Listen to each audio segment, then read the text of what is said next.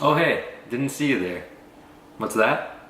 You want to learn how to study in med school? Well, don't worry, because I got some tips that just might help you out. All of my youngest, some savages running your trap, at you up with them packages. Rob you for bricks. What's up guys? My name is Julian, and if you're new to my channel, I'm a first year medical student, and I usually do vlogs about my daily life and fitness in the gym and just how I balance school with my own personal life. But today I'll be doing a much highly requested video on how I study in med school, and I'll try to give you guys tips on how you can utilize my study techniques into your own daily routine or school studies. So without further ado, let's get to it. First things first, music. Perhaps one of the greatest joys in life, but should you use it when you study? Well, that depends. While research has shown that music not only improves your attention span, increases your memory, and reduces anxiety, it's also the key to happiness. But music can also be a big distractor, and so that's why I think it's important to always pick the right genre before you start studying. For me personally, I like to listen to hip-hop music in general, so I found this cool YouTube channel that is basically just instrumental hip-hop beats called Chill Hop, and they have really good music, no lyrics, because I think lyrics can be a big distractor, and overall it's a hip-hop vibe, and I use it to study almost all the time. Additionally, sometimes when I'm feeling a bit extra, I like to listen to jazz music. I have a station on Pandora that I use called Boney James Radio, and I think it's overall a great change up to my normal routine, and again, the overall theme is no lyrics, so you're not going to get any distracting lyrics that'll take away from your attention span. Lastly, one thing that I still use today that I used to use in undergrad and studying for the MCAT is this thing called Study Music Alpha Waves. It's not actually music, it's just a bunch of sounds, and it sounds really weird, but it actually helps you study. Again, no lyrics, no distractions. And if you actually want to find the one that I use, I just type in study music on YouTube and it should come up with a bunch of these videos. I use the first one, this guy right here with the brain.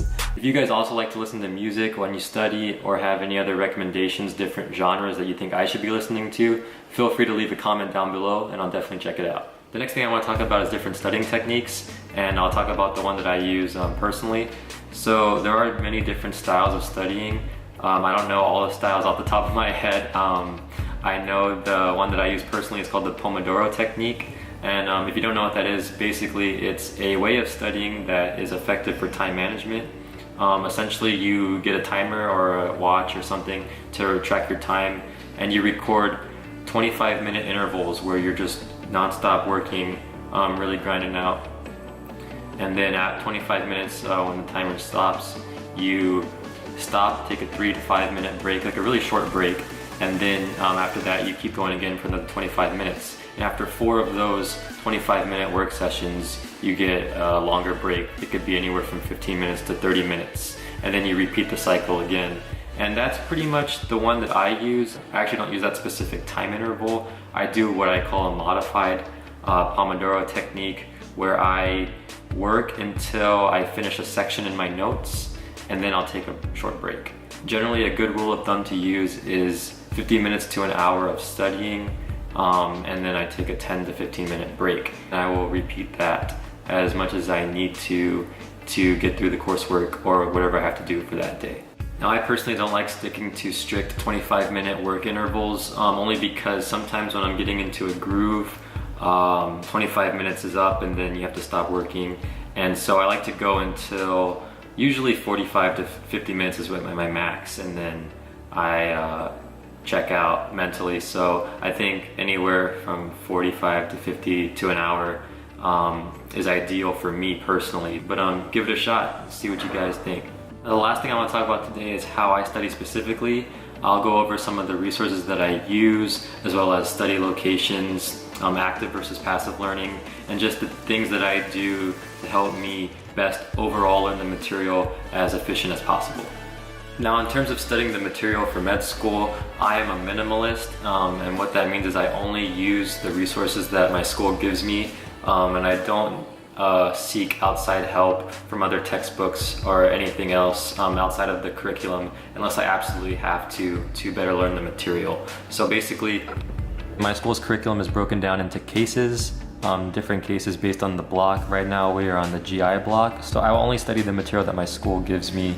I'll just give you guys an example. So we have these PDF documents. Sometimes there's links to videos that they want us to watch, but mostly it's just readings. And as you can see, I like to highlight what I think is important. And this is what I primarily use to study to prepare for my quizzes and final exams. Next, I want to talk about passive versus active learning. And so the differences between each. Basically, passive learning is sitting in a lecture hall, listening to a speaker talk and lecture and teach over the material, not really engaging that much, and just kind of passively listening to someone talk to you. Active learning, on the other hand, is a form of learning where you're cognitively engaged, meaning that you're actively participating in the lecture, you're answering things like questions, you're having a conversation with another classmate or the teacher about the topic at hand. And basically, active learning is overall superior to passive learning, and it aids in long-term memory retention and better cognitive function. So the things that I use in med school to help me engage in more active learning is I actually utilize Google Docs. So my school will give us objectives or questions that they want us to get or answer based on the case that we're learning. And so in blue are my answers to the questions. And also when I'm studying and reading the material, I kind of think about the mechanisms behind what I'm learning to help me better overall understand and retain it long term. Another thing that I also like to do that's related to active learning is for anatomy specifically, I like to draw out the structures. Just sitting there and taking notes that you read from the screen and then writing it down is not technically active learning. You're just kind of transcribing it, and that might help you for some things, but personally for anatomy or other stuff that I find very difficult to just learn on its own, I think drawing or talking about it really helps me out.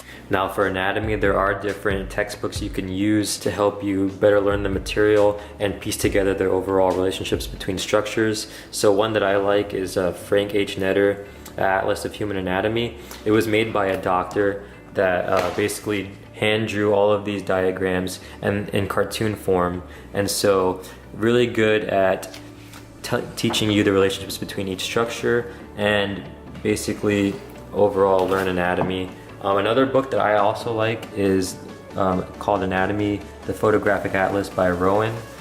It's different from the Frank H. Netter version because this one actually gives you cadaveric structures, meaning that these structures are from an actual cadaver, and you will see what it will actually look like in a real cadaver when you're doing your dissections. So this one is more clinically relevant, I think, for finding your landmarks and just orienting yourself with the actual human body. Also, there are apps you can use. I don't have any installed, I'm just showing you my iPad, but Complete Anatomy is one app that my classmates use, and a lot of them tell me they really like it. Basically, it's another way of looking at the human body from a 3D perspective, and if it helps you, I say give it a shot. Another thing I like to use for anatomy, again, is an app called Anki. It's basically a flashcard making app that you can use online to make your own flashcards. I like it because it helps you practice spaced repetition, meaning that if I get an answer to one of these questions right or wrong, I can rate how easy or difficult it was, and depending on my answer, the algorithm for the system will show it to me either right away within the next couple minutes, or say, hey, you've got this one right like 1,000 times, you don't need to see it for like at least another month or something. And so I like it. If you guys are interested in flashcard making or want to learn more about this, I can definitely make a video about it and show you guys how I make flashcards or how to make flashcards in general. So if you guys want to see that, comment down below. I'd be happy to do that for you. Lastly, I want to talk about study location. So I personally prefer to study at home. I think there's less distractions in my room when I'm studying. I like the library too. It's just sometimes, I don't know, the library stresses me out. And so I'd rather study at home if I can. but I do prefer to switch up my location from time to time. There's actually studies that show that studying in different locations versus studying in the same place has led to better overall test results and memory retention. So that's something to look into if you're in between whether you should study at home or at school. But yeah, so that pretty much sums up all the tips that I have for studying in medical school specifically. Additionally, you can also use these tips to study for any type of academic program, whether it be in high school, undergrad, college, or even post-grad professional programs. So I hope that this video was helpful. I hope that you guys took away some tips that you can start applying to your specific curriculum. If you guys liked the video, please feel free to give it a thumbs up. It'll really help me out if you guys subscribe. You can also follow me on Instagram and Snapchat. I'll have those links down in the description box. I hope you guys have a great week, and I will see you guys in the next episode.